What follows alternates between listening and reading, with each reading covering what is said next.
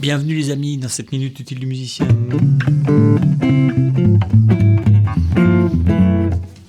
On va bosser un petit truc un peu à la Wes Montgomery quand il veut sonner blues et comment il intègre des arpèges dans ses phrasés pour que ça sonne un peu jazzy, carrément jazzy.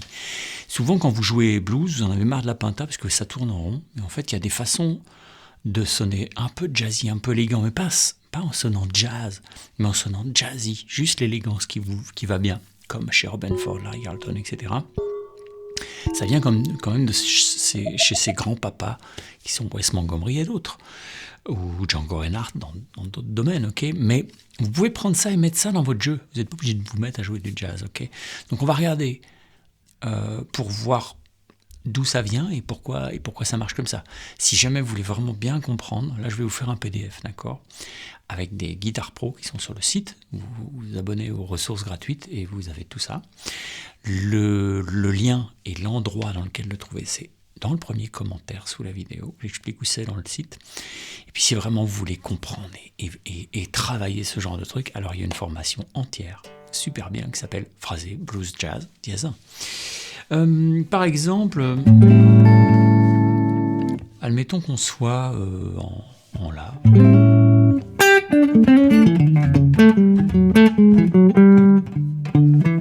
Ok.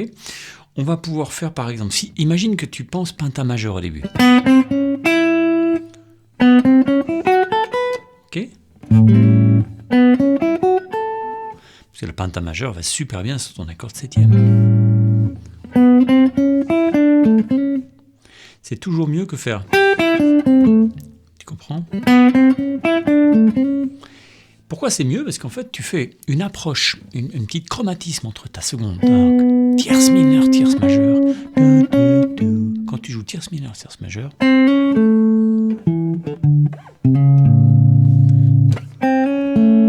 ça sonne jazzy tout de suite, bluesy jazz, ok ? Donc là, on le fait en passant. Tierce mineure, tierce majeure. Je fais sur la quinte. Un arpège sus 2. Tierce mineure, tierce majeure. Après, je peux faire par exemple.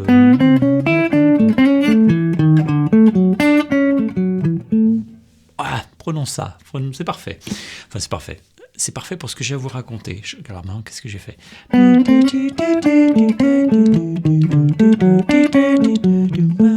Voilà.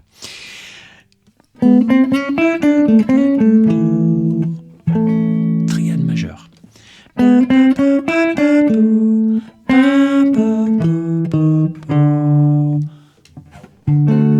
Ok, je viens choper ma carte.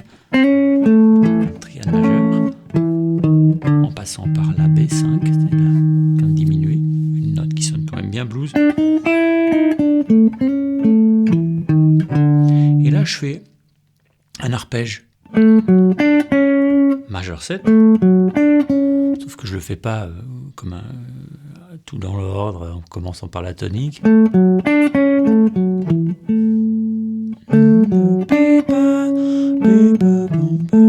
Pour faire cet arpège majeur 7, je prends appui sur la tierce majeure et sur la sixte majeure. Ça, forte présomption de mixolydien.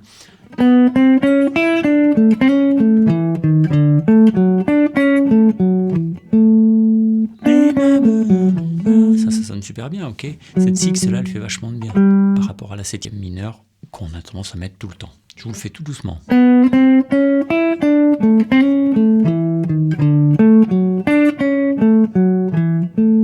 Et toujours avoir lui en spare pour la carte. Ok ?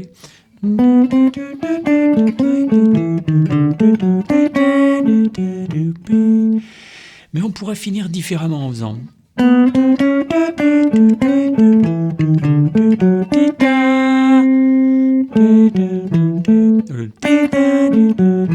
allez me dire, qu'est-ce que ça fout là-dedans dans un arpège de septième majeur ? C'est parce que c'est plus un arpège de septième majeur.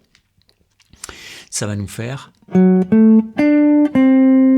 septième mineur. La tonique, elle est là, la fondamentale de mon arpège. Tierce, quinte, septième mineur. à l'heure, on avait tierce, quinte, septième majeure et tonique. Donc là, on peut faire au choix.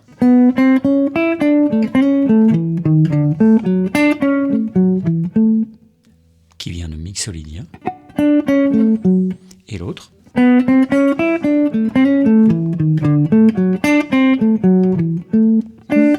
Qui vient de dorien. Parce qu'en fait, dedans, si X majeur et tierce mineure. Ça, c'est l'arpège septième, X7,